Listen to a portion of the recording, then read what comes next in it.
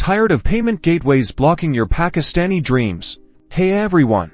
Let's unlock the power of Stripe in Pakistan with this quick workaround. Stripe isn't officially available in Pakistan, but don't worry.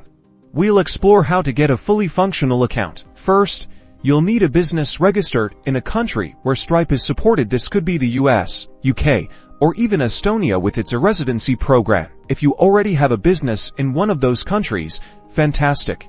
If not, consider your options for registering one. This is the most crucial step.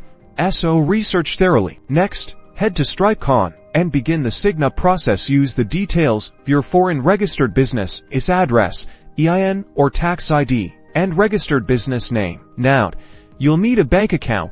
In that same country, Stripe requires a local bank account. For payout services, like Payoneer and Wise can help you set up virtual bank accounts, but make sure they are compatible with Stripe in your chosen country. Complete all the required information on your Stripe dashboard. This includes verifying your business details, providing customer support information, and setting up your payment methods. Finally, test your Stripe integration thoroughly.